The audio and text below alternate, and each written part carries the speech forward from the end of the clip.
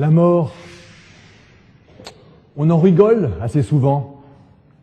Un proverbe français dit « Il n'y a que deux choses certaines dans la vie, la mort et les impôts ».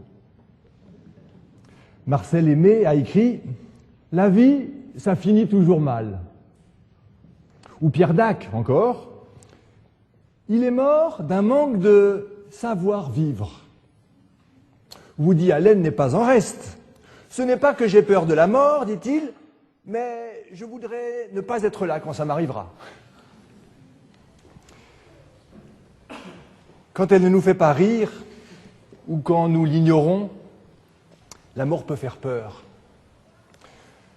Ainsi, Salvador Dali a pu écrire « Le seul problème qui non seulement me préoccupe, mais qui m'effraie, c'est l'idée de la mort. » Ou encore Denis Diderot qui s'exprimait ainsi « Je vois le marbre des tombeaux tomber en poussière et je ne veux pas mourir. » En Occident, nous vivons dans des sociétés qui, quelque part, ont banni la mort. On meurt dans les hôpitaux, loin des siens, bien souvent. Les cimetières ne sont plus là, juste à côté des maisons. Du coup, la force de la mort n'est plus trop présente. Pourtant, c'est un sujet important. Il est important de se questionner sur la mort, parce que la mort, d'une certaine manière, éclaire la vie, parce qu'elle est poignante quand un bien-aimé nous est retiré. Si on pouvait avoir une seconde chance, vivrions-nous exactement comme maintenant? Comment nous comporterions-nous si nous savions que nous allions mourir bientôt? Quelqu'un a dit « Si on n'est pas prêt à mourir, on n'est pas prêt à vivre. » Et c'est vrai que l'historien Georges Duby, lors d'une interview publiée dans l'Express il y a quelques années, a affirmé que les hommes d'aujourd'hui, de notre société contemporaine, ont plus peur de la mort que ceux du Moyen-Âge. Et pour soutenir et appuyer son hypothèse, il cite le succès extraordinaire des, je cite, « charlatans qui vendent toutes sortes de talismans pour essayer de vaincre l'adversité, de prévoir l'avenir, de se défendre contre les forces mauvaises et les maladies de l'âme, dont beaucoup viennent certainement de ce sens d'impuissance des hommes face à leur destin. » Et il termine en disant « Ce que je vois surtout, c'est que le matérialisme ne satisfait pas l'immense majorité des gens. Ils sont en quête de quelque chose de plus. » Ce week-end, nous fêtons la Toussaint. Oh, c'est vrai, pour la majorité des gens, la Toussaint, c'est d'abord au mieux les vacances, au pire, un jour férié qui va venir lundi. Mais pour combien d'entre nous, pour combien d'entre la population, eh bien la Toussaint est-elle encore une fête porteuse de son sens originel? Et quel est-il d'ailleurs ce sens de la Toussaint? La Toussaint, c'est la fête des morts? Bip, bip, perdu. Ceci n'est pas exact. Très rapidement, pour finir cette introduction, un petit retour sur l'histoire de la Toussaint. Peut-être même qu'une histoire raccourcie, parce que c'est une histoire à réveiller les morts. Enfin, à vous de juger. La fête du 1er novembre, qui est donc le jour de la Toussaint encore aujourd'hui, a une origine très très très lointaine, bien avant que Jésus arrive sur cette terre. Elle nous provient en ligne directe des Celtes. Les Celtes qui considéraient qu'il y avait deux saisons dans l'année, l'hiver et l'été. Et ainsi, le 1er novembre marque le passage de l'été à l'hiver. Le 1er novembre était donc une date importante parce qu'ils fêtaient le début de l'année, c'était leur nouvel an. Il y avait toute une fête qui était organisée avec des références à leur mythologie. C'était aussi, d'une certaine manière, la fête des morts, puisque, pour eux en tout cas, puisque, ou plus exactement, c'était la fête de la communication entre les morts et les vivants. Ainsi, cette nuit-là, les tombes étaient soi-disant ouvertes et le monde visible communiquait avec le monde invisible. Les habitants de l'autre monde pouvaient faire irruption dans ce monde-ci et les humains pouvaient s'engager dans le domaine des dieux. On est dans la mythologie celte, hein, rassurez-vous, je ne suis pas en train de prêcher ce que la Bible dit. Bref, toujours est-il que c'était une fête très populaire dans le monde celte. Et d'ailleurs, dans les pays anglo-saxons, on retrouve des accents de cette fête-là encore aujourd'hui, puisque la Toussaint est accompagnée de la célèbre manifestation folklorique Halloween, où les morts, symbolisés notamment par la fameuse citrouille évidée dans laquelle on a placé une chandelle, viennent taquiner les vivants. Alors, vous allez me dire, mais la Toussaint, c'est une fête celte, est-ce que ce n'est pas une fête chrétienne? Ce n'est que bien plus tard qu'elle va devenir aussi une fête chrétienne. L'histoire commence au IVe siècle, au moment où, dans l'Église grecque, qui est devenue par la suite l'Église orthodoxe, eh bien, on a décidé de faire une fête pour fêter les martyrs chrétiens, ceux qui étaient morts au nom de leur foi, et on célébrait leurs souvenirs. Donc, c'était tout sauf une fête des morts. Bien sûr, ces gens-là, ces saints, étaient morts, et on célébrait leur vie, tout ce qu'ils avaient fait, leur foi. Quelques siècles plus tard, dans l'Église plus occidentale, à Rome exactement, au 7e siècle, on a décidé de transformer le Panthéon, à Rome, qui était un lieu où il y avait célébration des dieux, et ainsi de suite. C'est devenu une église qui était dédiée à Sainte Marie des Martyrs. Et c'est ainsi qu'on a substitué le culte des divinités romaines qui avait lieu dans ce Panthéon, on l'a substitué par la célébration, un peu comme en Grèce, de tous les saints qui étaient morts pour leur foi.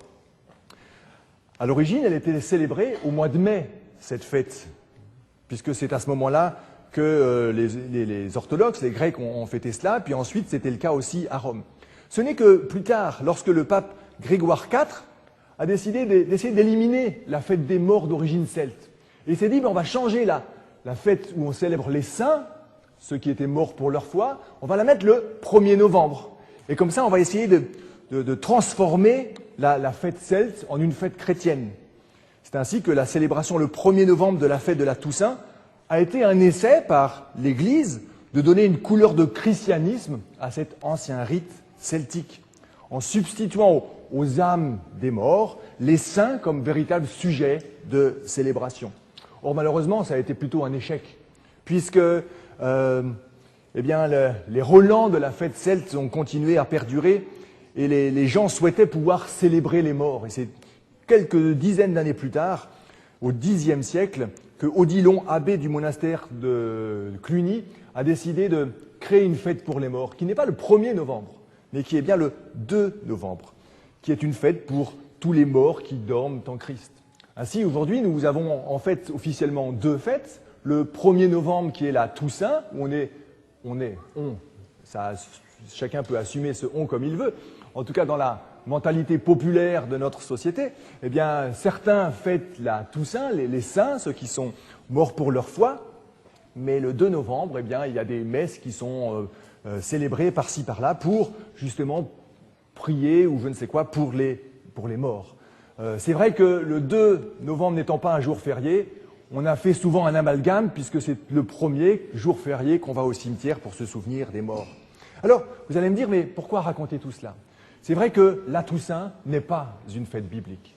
Et ce matin, je saisis cette occasion que notre société nous donne de fêter plus ou moins la mort, si l'on peut dire, ou en tout cas de se rappeler de nos morts qui nous sont chers, pour prendre le contre-pied.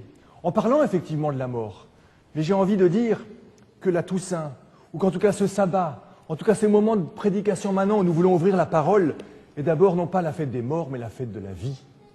La fête de la vie, j'aimerais la célébrer avec vous en étudiant et en nous laissant interpeller par ce texte qui nous a été lu il y a un instant, de ce récit qu'on trouve dans le livre du prophète Ézéchiel, au chapitre 37.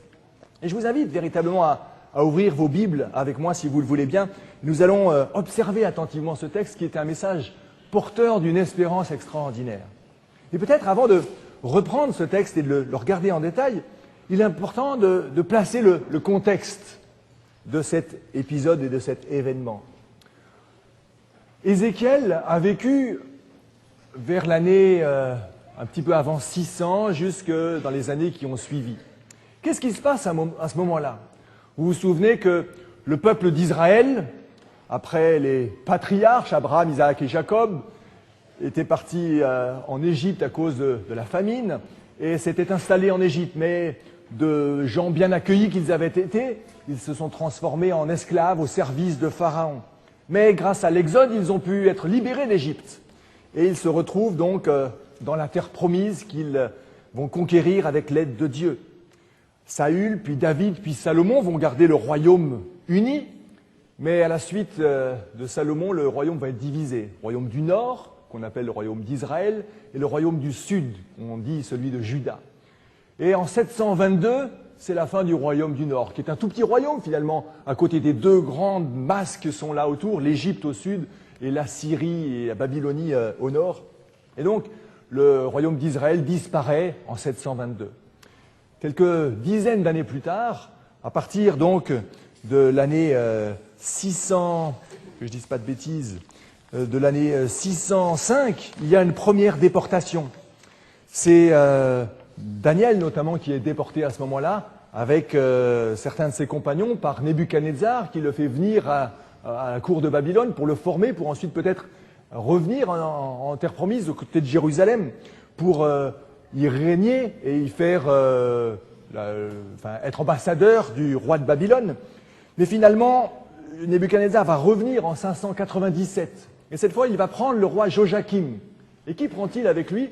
Toute une cour et tout un tas de personnes, dont Ézéchiel, qui est déjà prophète, appelé à être prophète. Il est prêtre, mais il est aussi appelé à être prophète. Et puis, quelques années plus tard, pour une dernière fois, en 587 ou 86, eh bien, Nebuchadnezzar va revenir et cette fois complètement déporter tout le peuple. À partir de 586, le peuple d'Israël est en exil du côté de Babylone. Et c'est 5 années après le début de l'exil que Ézéchiel va commencer son ministère de prédication, qu'il va prophétiser. On est donc là dans un contexte d'exil. Or, qu'est-ce que c'est que l'exil? C'est un moment où le peuple d'Israël est loin de Jérusalem, le temple a été détruit, l'adoration de Dieu ne peut plus se faire. C'est une véritable tragédie pour le peuple que d'être là en exil. Et le livre d'Ézéchiel va être un livre qui va rassembler l'ensemble des prédications que Ézéchiel va adresser à ce peuple en exil. Il y a 2 grandes parties dans le livre d'Ézéchiel. Une première partie, on peut dire que c'est une partie qui concerne des invectives que Ézéchiel adresse à ceux qui l'écoutent. Il y a d'abord des invectives, c'est la majorité du texte, les 24 premiers chapitres, qui sont adressés à Juda et à Jérusalem. C'est parce que vous n'avez pas été fidèles, peuple de Dieu, que Dieu vous a laissé partir en exil. Il y a de fortes et de sévères condamnations de la part d'Ézéchiel, ou même de la part de Dieu par Ézéchiel envers son peuple. Et puis ensuite, il y a aussi des condamnations dans les chapitres 25 à 32 concernant les peuples alentours, pour lesquels Israël était censé être une lumière, mais qui n'ont pas reçu cette lumière. Et c'est ainsi qu'il y a des oracles de condamnation envers Ammon, Moab, Édom, Philistie, Sidon, Tyr, l'Égypte, etc. Mais arrive une deuxième partie du livre. Israël est condamné, et il y a de quoi, mais ce n'est pas la fin. C'est ce qu'Ézéchiel annonce à partir du chapitre 33. Il y aura une suite à cette histoire. Il y aura une fin à l'exil. On est peut-être dans un contexte de mort, on a l'impression que la vie n'a plus de sens. Mais néanmoins, je vous annonce de la part de Dieu qu'il y a une possibilité d'avenir. Et là, Ézéchiel va partager différents messages porteurs d'une espérance extraordinaire dans les chapitres 33 à 37. Et après un petit excursus dans les chapitres 38-39, à partir du chapitre 40, il va célébrer le retour du temple et être très visionnaire par rapport à ce qui se passera après 70 ans en exil avec le retour à Jérusalem et la reconstruction du temple. Vous l'avez compris, notre chapitre 37 qui nous arrête ce matin se situe dans ces oracles de restauration, comme on peut les appeler. Des oracles porteurs d'espérance. Et c'est le cas. C'est probablement un des récits les plus connus de l'Ancien Testament, en tout cas de ce livre d'Ézéchiel. Il est quelque part aussi assez lugubre, un petit peu dérangeant. Si aujourd'hui, comme on le fait souvent, on devait mettre en scène ou filmer un tel épisode, ça risquerait d'être classé dans la catégorie des films d'horreur. Relisons et essayons de retirer ensemble ce que le Seigneur peut nous dire par ce texte ensemble ce matin. La main du Seigneur fut sur moi. Il me fit sortir par l'Esprit du Seigneur et me déposa au milieu de la vallée. Elle était pleine d'ossements. Il me fit circuler parmi eux en tous sens. Ils étaient extrêmement nombreux à la surface de la vallée. Ils étaient tout à fait desséchés. Le décor est planté. Dieu invite Ézéchiel, c'est lui qui prend l'initiative, mais il ne dit pas de prêcher quelque chose. Il le fait rentrer dans une vision. C'est une vision qu'on peut supposer mentale, là, puisqu'il me fit sortir par l'Esprit du Seigneur. Donc c'est quelque chose qui se passe probablement à l'intérieur de sa tête, de son esprit, même si c'est l'Esprit du Seigneur. Vous allez voir que c'est un mot-clé qui va revenir à de très nombreuses reprises dans ce texte. Et là, Ézéchiel se retrouve au milieu de quoi? D'une vallée d'ossements, qui ne sont pas n'importe comment, c'est même pour moi des os, c'est des os, mais là c'est des ossements desséchés. Le décor est planté. Et Dieu parle. Après avoir transporté Ézéchiel, il s'adresse au prophète. Fils d'homme, ces ossements peuvent-ils revivre? Imaginez-vous à la place d'Ézéchiel. Si Dieu vous interpellait ce matin, vous allez voir une vallée là d'ossements, ou peut-être vous amener dans un cimetière et vous pose la question à chacun d'entre vous, fils d'homme, ces ossements peuvent-ils revivre? Il faut savoir qu'à l'époque d'Ézéchiel, contrairement à aujourd'hui probablement, et notre présence ici en atteste, la notion de résurrection était complètement inconnue. Ce qu'on espérait, c'était sortir de l'exil, mais on ne savait pas ce qui se passait après la mort. Et d'ailleurs, la réponse d'Ézéchiel est très intéressante à ce propos, très humble. Je dis, Seigneur Dieu, c'est toi qui le sais. Cette réponse d'Ézéchiel nous dit deux choses. D'abord, c'est que le prophète n'a rien à dire devant la victoire de la mort. Et je crois que c'est le cas encore pour nous aujourd'hui, bien souvent. Devant la mort, peut-être que la première chose à faire, c'est de se taire. C'est ce que Job d'ailleurs reprochera à ses amis alors qu'il doit affronter la mort. Il aurait préféré que ses amis se taisent.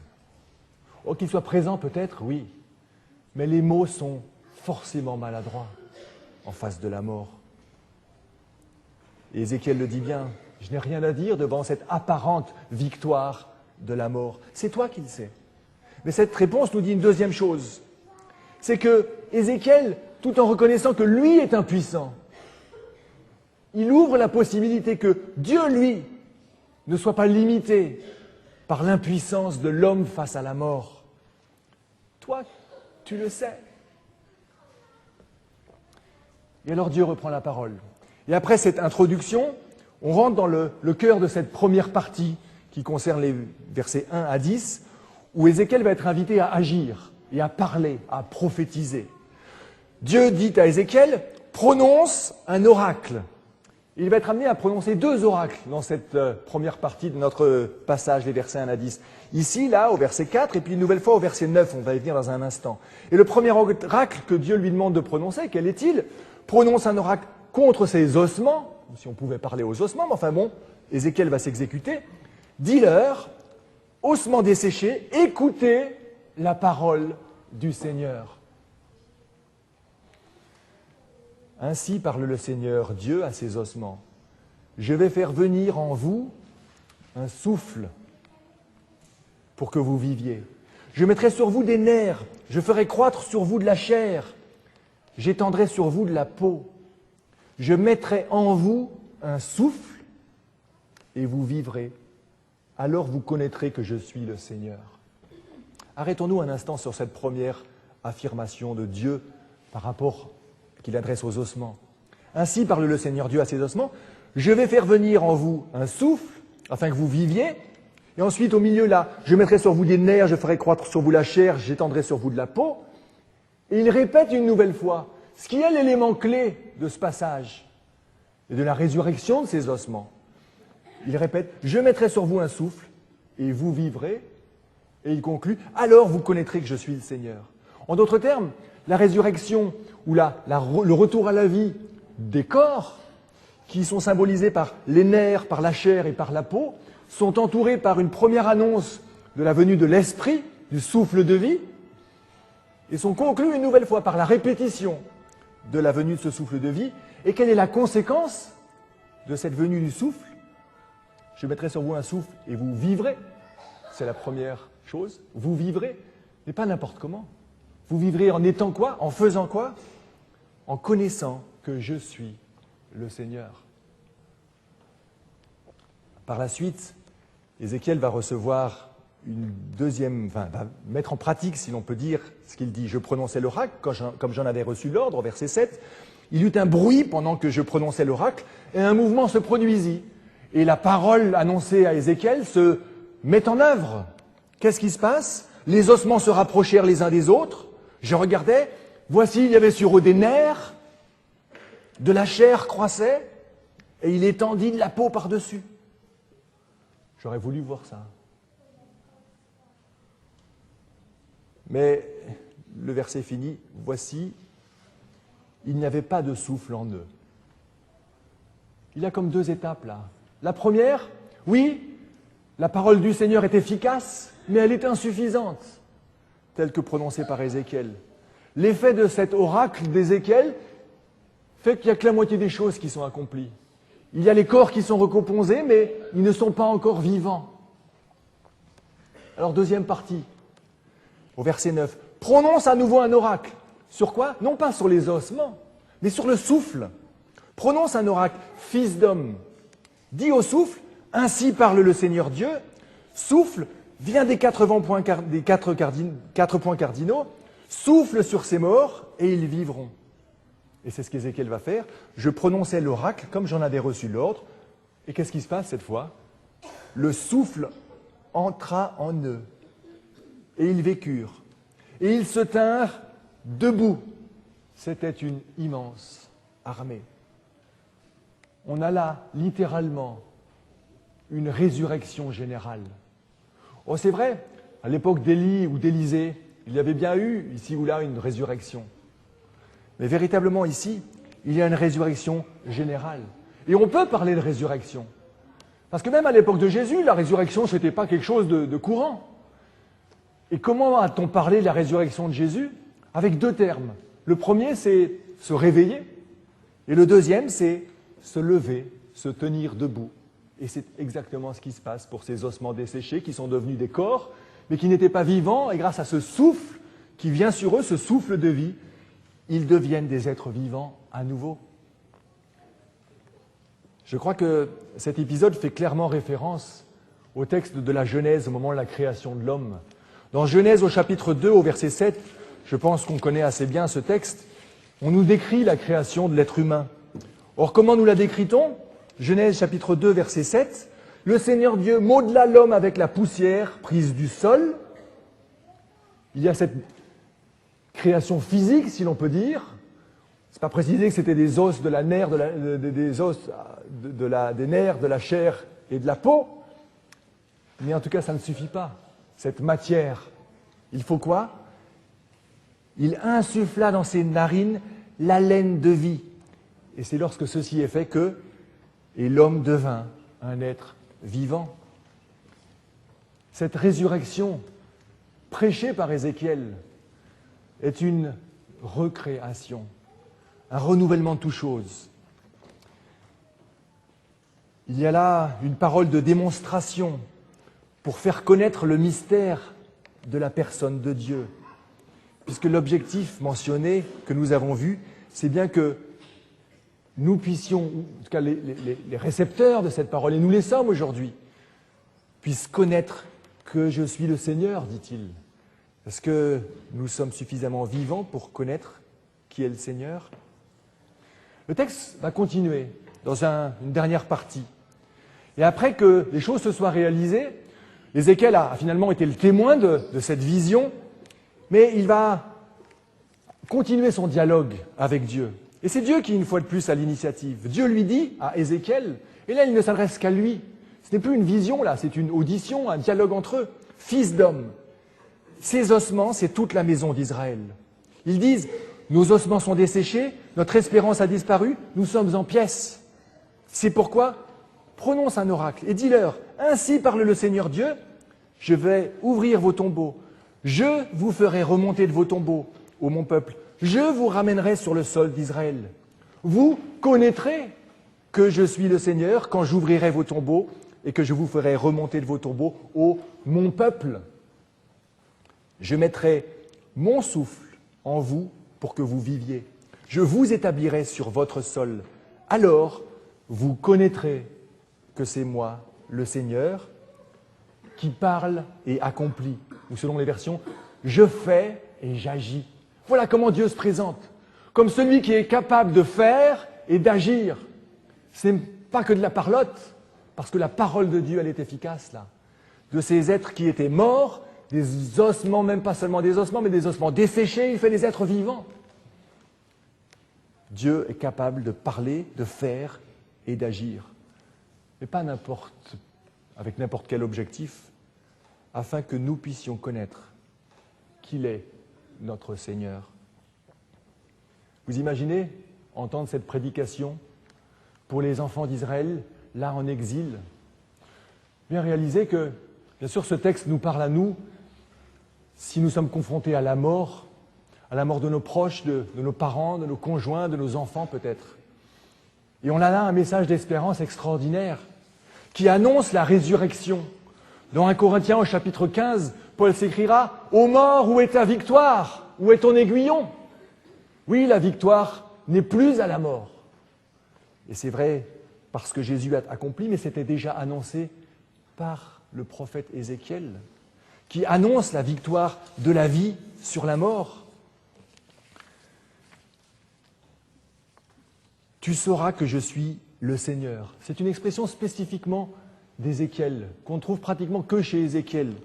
Elle se trouve 54 fois, comme pour montrer l'importance de cette formule. Tu sauras que je suis le Seigneur. En d'autres termes, Ézéchiel a compris et il le transmet, il nous le transmet à nous ce matin, qu'il y a un lien entre l'action et l'être du Seigneur. Quand il agit, nous comprenons qui il est. Tu sauras que je suis le Seigneur. Ce « je suis le Seigneur », c'est le nom même de Dieu, qui se présente comme tel. Alors c'est vrai, comme je le disais, que si nous devons reconnaître Dieu comme le Seigneur, notre Seigneur, avec cet espoir de la résurrection quand nous sommes confrontés à la mort d'un proche, la vraie mort telle qu'on peut l'appeler. Mais pour les Israélites qui entendent cette prédication, ils ne sont pas morts physiquement. Et dans ce sens-là, je crois que ce texte nous parle de nos vies, à tous. Nos vies quotidiennes presque, dans lesquelles nous sommes confrontés à des processus de deuil, à des échecs, à des désespérances, à des exils, à des conflits qui ne finissent pas bien, qui restent là, ancrés, tels des ossements desséchés dans la terre. Et cette prophétie d'Ézéchiel que Dieu nous adresse à nous ce matin est un message qui doit nous interpeller et qui nous montre le chemin du processus pour ne pas rester dans cette perspective de mort, mais pour entrer dans la perspective de la vie. Et avec Dieu, la mort n'est pas forcément vécue comme quelque chose de négatif. Oh, bien sûr, elle est une douleur énorme et incroyable lorsqu'on perd quelqu'un. Mais par la mort, il peut aussi sortir du bien. C'était vrai à l'époque de Noé, où finalement Dieu, en permettant le déluge, et que toute la terre, presque, sauf 8 personnes, soit exterminée, va permettre la nouvelle alliance qu'il va faire avec Noé pour un nouveau commencement. C'est vrai aussi de Jésus lui-même qui va mourir sur la croix. Et c'est finalement la découverte du vide, de l'absence de Jésus dans le tombeau qui permet un nouveau commencement. La mort est un processus normal. D'ailleurs, Paul le dira bien dans 1 Corinthiens au chapitre 15, où il parle de la résurrection, d'où j'ai cité tout à l'heure ce texte « Ô mort, où est ta victoire ?» Quand on lit là, au verset 36, « Toi, ce que tu sèmes, ne prend vie qu'à condition de quoi? De mourir. » Et c'est ce qui est proposé pour tous les chrétiens, de mourir pour pouvoir renaître. Dans la conversion, c'est ce qui se passe. Lorsqu'on est baptisé, on meurt, on est symboliquement enterré. Paul dira, on fait mourir le vieil homme pour redevenir des êtres spirituels, dira-t-il, des êtres nouveaux.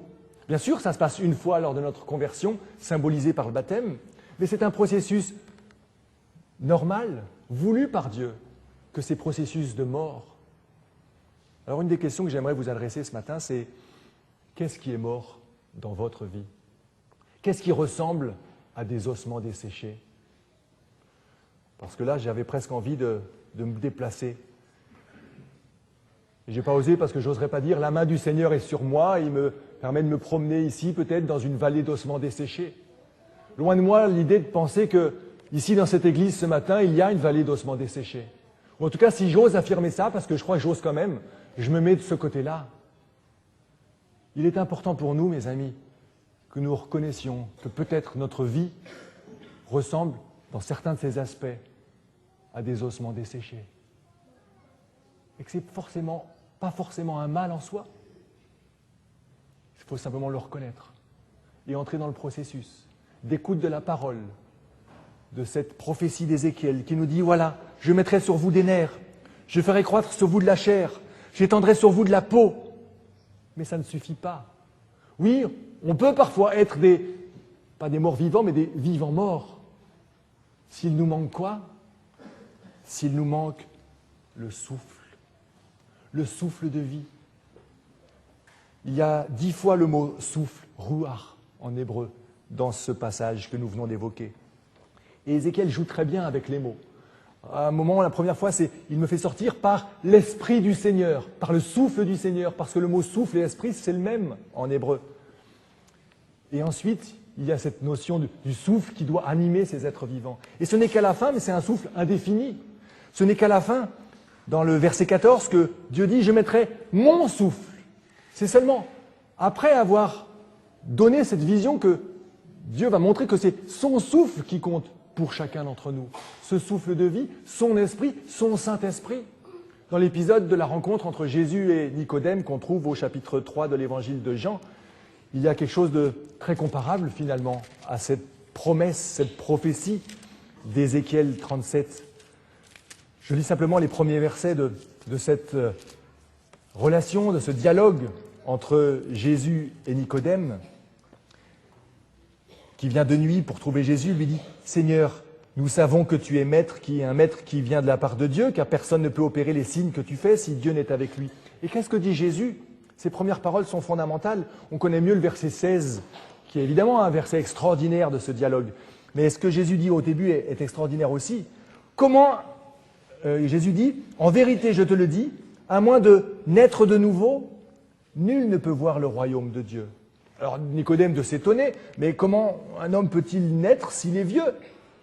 Jésus lui répondit, « En vérité, je te le dis, nul, s'il ne naît d'eau et d'esprit, ne peut entrer dans le royaume de Dieu.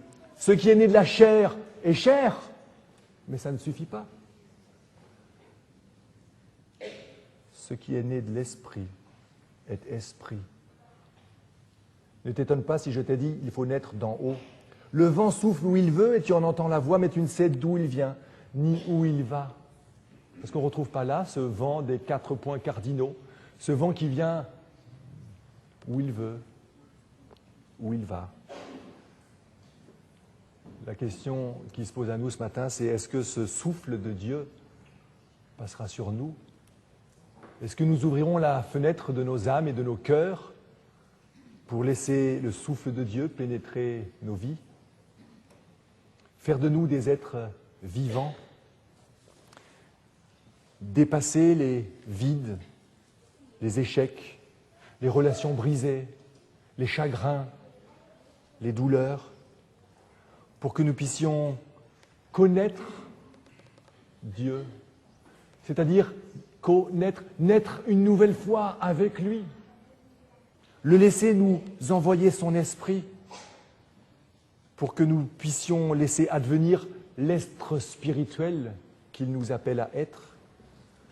Or, dans Ézéchiel, juste avant cette prophétie de la vallée des ossements desséchés, il y avait déjà une invitation de la part d'Ézéchiel, une promesse au verset 26 du chapitre 36, je